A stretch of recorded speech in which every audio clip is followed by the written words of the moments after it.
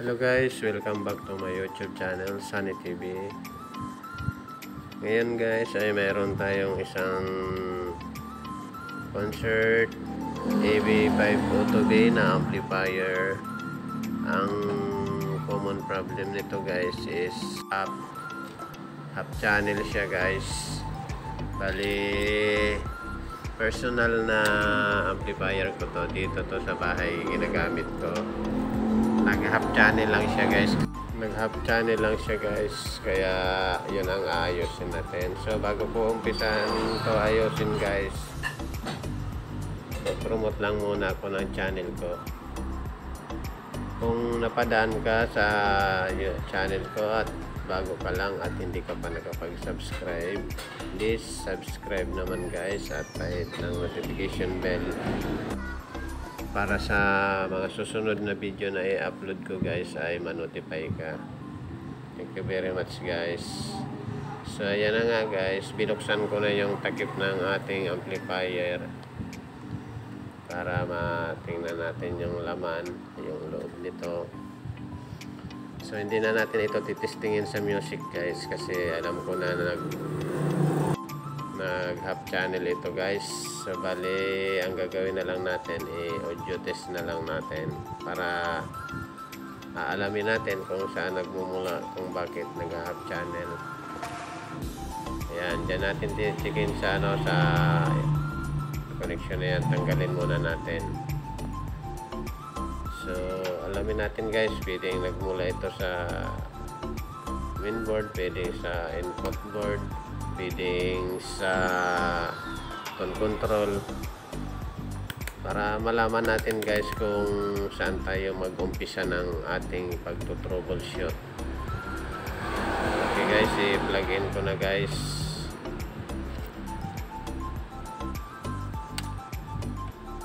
Ayan. So ipa-power on na natin guys. Ayan na, na-power on na. Ayan na guys, sumikot na ang fan natin, yung blower natin. Ayan na. So bali set lang natin yung multi-tester natin sa 10 decibels. So bali yung ano natin guys, yung black test probe hawakan lang natin, at yung red test probe natin, yun ang idodot-dot natin doon sa left and right. Para malaman natin kung may audio yon.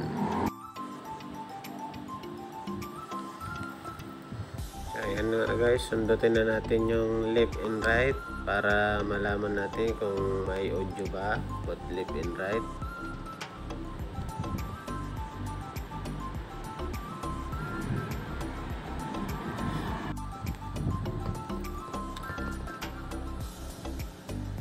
So ayan nga guys, mayroong audio yung kabila wala. Yung kabilang side guys wala. Yung isa okay. So kabilang channel guys mayroon, yung kabila wala.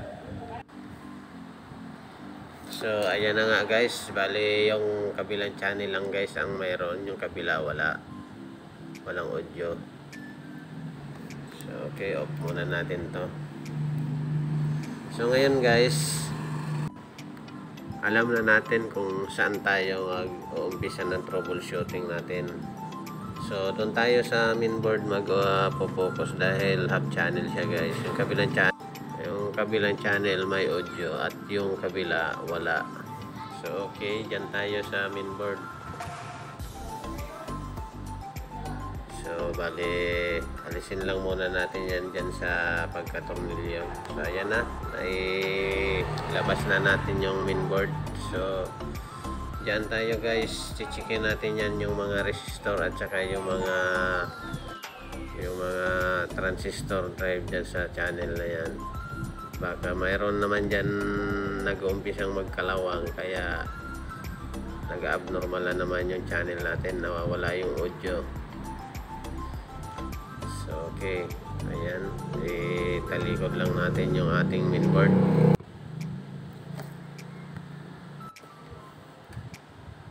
So bali yan guys,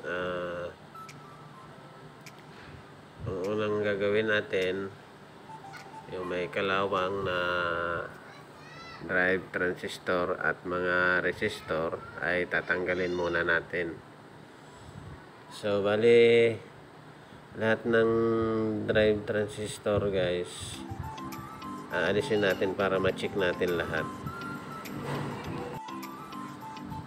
At saka yung mga mga resistor dyan, mga drive resistor, pwede natin alisin yan. Yung may mga kinakalawang, napalitan natin hanggat maaari. Yung mga may kalawang, alisin natin, may pamalit naman tayo.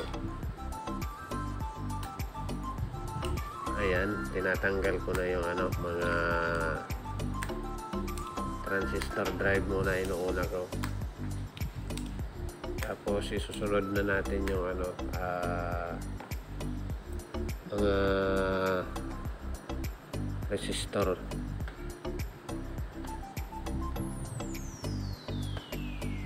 So ayan nga guys, may kalawang na yung mga paa ng transistor drive natin.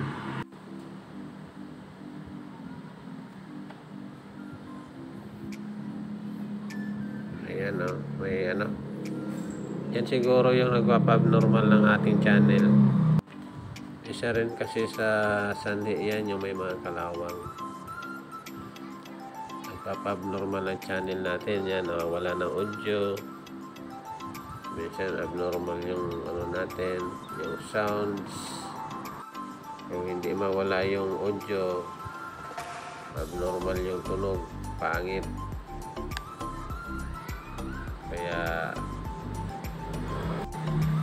yung may mga kalawang, alisin na lang natin. Palitan naman natin yan kasi may pamalit naman tayo guys.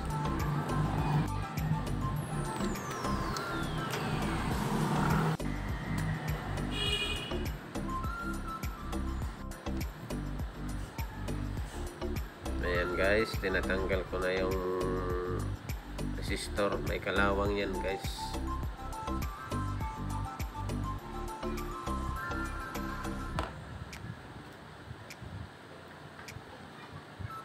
So ayan na.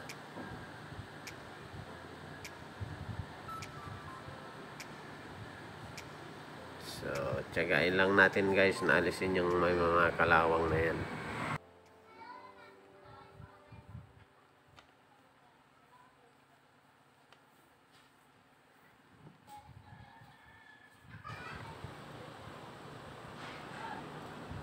So bali alisin natin lahat yan guys na may kalawang. So ayan, may kalawang din yung resistor na yan. So yung mga kinakalawang dyan, kahit nag-uumpisa pa lang, alisin na natin. Yan yung magpapa-abnormal sa ating channel guys. Tsagain lang natin hanggat sa maubos natin, makuha yung may mga kinakalawang.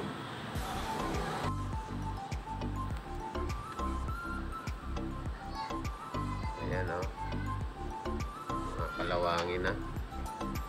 Kaya pala walang sounds yung natin, ay walang audio. So ayan na nga guys, natapos na natin magpa-class. So bali hinang na natin yung mga pinalit natin na mga parts guys. Ayan na, inuumpisahan ko ng ihinang. Bali yung mga tinanggal natin dyan na drive transistor at saka yung mga drive na resistor, ayan na, pinalitan na natin. Hinihinang ko na guys.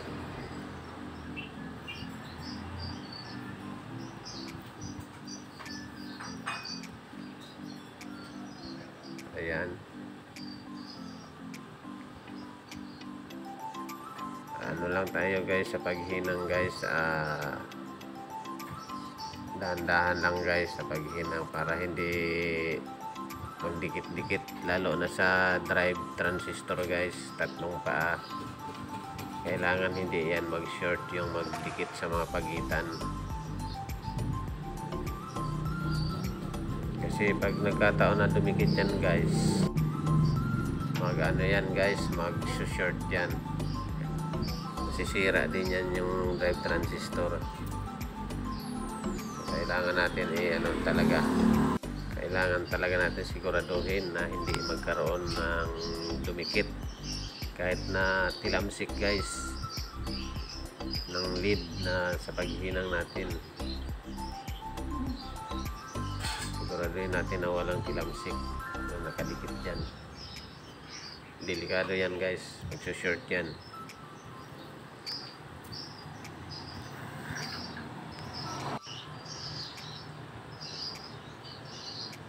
So yan, tuloy-tuloy lang tayo guys sa paghinang natin guys. So habang hinihinang ko to guys, magpo-promote lang muna ako ng channel ko. Kung napadaan ka sa channel ko guys at bago ka lang at hindi ka pa nakapag-subscribe, please subscribe naman guys at pahit ng notification bell para sa mga susunod na video na i-upload ko, ma-notify ka. At pag nagustuhan mo itong video na to guys, paki-like na lang yung button, pindot na lang at paki-share na lang guys. So maraming salamat sa inyo guys, thank you so much. Sige, yan, hinihinang ko pa yan guys, dinadahan-dahan ko lang kasi guys maghinang dyan, lalo sa dry transistor. Kasi iniingatan ko na hindi magkadikit-dikit yung hinang ko guys, delikado yan. Tsaga-tsaga lang guys, kahit medyo mabagal tayo, basta siguradong hindi didikit sa katabi niyang paa.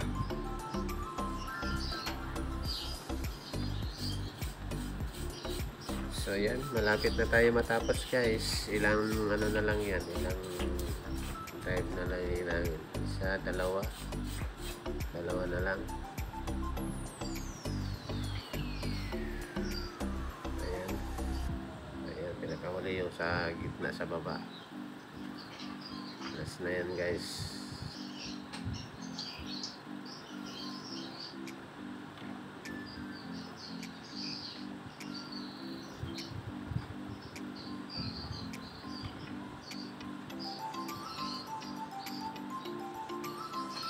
After nito guys, pagkahinang natin, pagkatapos maghinang, so bali linisan natin yan guys, yung ating board. So putulin ko muna yung mga sobra dun sa ating parts na nilagay. Mahaba kasi yan guys, kaya kailangan natin putulan, lalo yung mga resistor at saka yung ng transistor type natin. So ayan guys, tinatanggal ko yung mga talsik-talsik ng lead sa paghinang. Delikado yan, mga dumidikit-dikit yan guys. Is-isin lang natin yan guys. Ayan, ini-is-is ko nga guys para matanggal.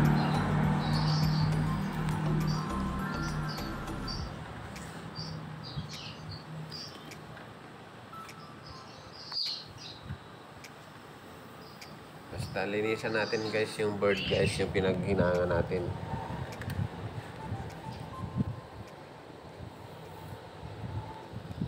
Para sigurado tayo na walang didikit, walang magsushort. So ayan, ispirahan natin ng WD-40. Ayan, para kahit papano guys, meron tayong WD-40 na in-apply dyan para hindi kalawangin yung mga paa. Kumbaga sa protection din yan guys sa parts natin para hindi masyadong kalawangin. Ayan, linisan lang natin.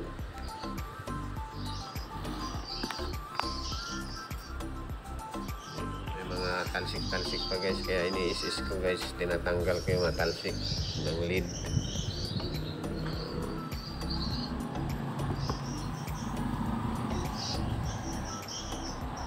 Ayan,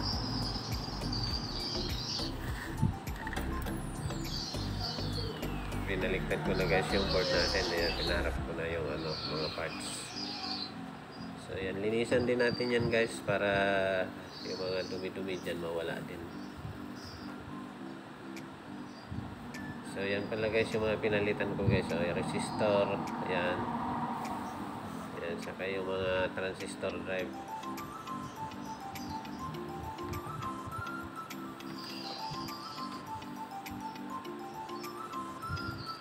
So yung mga pinagpalitan pala guys ng mga parts.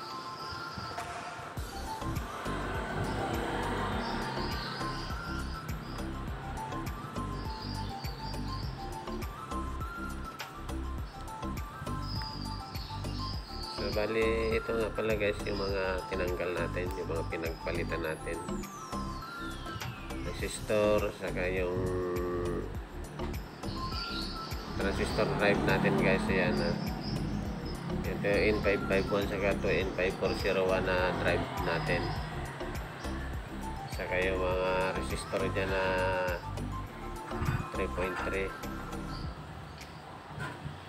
kilo ohms. Yung mga 100 ohms na resistor pinalitan natin. So madami din yung kinakalawang na, madami din yung inalis ko. So ayan na nga guys, bali yan na gagawin natin. Mag-audio test na tayo guys, titistingin na natin kung may audio na. So plug in ko na yan guys.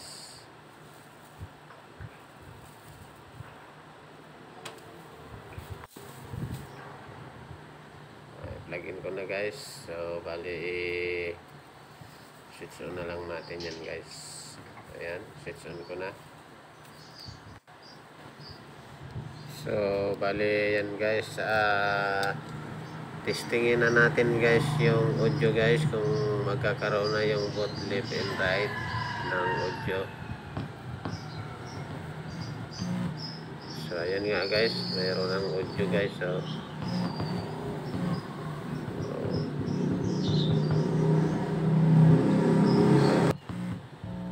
ayan na nga guys, so mayroon na both left and right. Ayan, mayroon na, may audio na, okay na, okay. So okay na yan guys. So ayan nga guys, so both left and right mayroon ng audio. Ayan o. So good na yan guys, mayroon ng audio tayo. Left and right meron na, ayos na. So okay na guys, bali ibabalik na natin ito dyan sa kahan niya guys, dyan sa ano, dahil okay na yung audio natin. Ibalik na natin dyan sa kaha, tapos ano na natin yan, balik yung mga connection.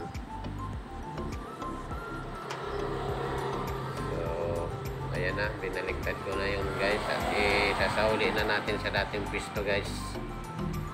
Yan sa loob ng amplifier natin, yung board natin. So yan, ipisto lang natin ng maayos, tapos balik natin yung mga connection dyan na wire.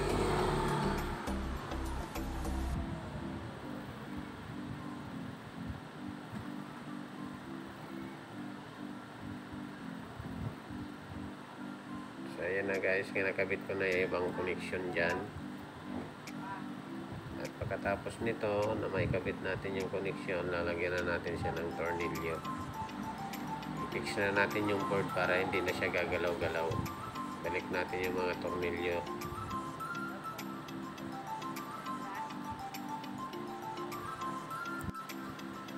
Ayan, pag natapos natin yan guys, may kabit yung mga connection dyan, saka may tornilyo natin dyan. So tatakpan natin yan at para makapag-test na tayo.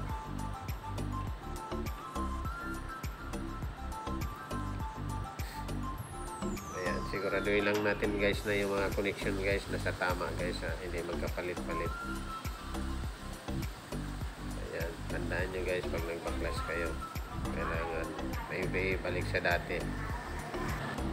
So ayan guys, natapos na natin itong navigation board. So ang gagawin natin, lagyan na natin ito ng takip dahil okay na yan guys, para ma-set up na natin dun sa lagayan natin.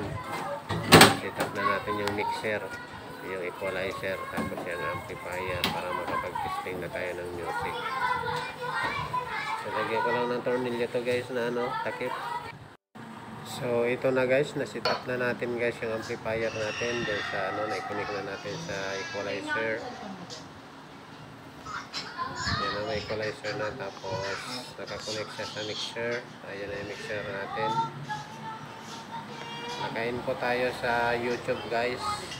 Ayan, naka-auxiliary tayo. Ayan, microphone. So ayan na, bigyan ko na guys. Testing natin yung music.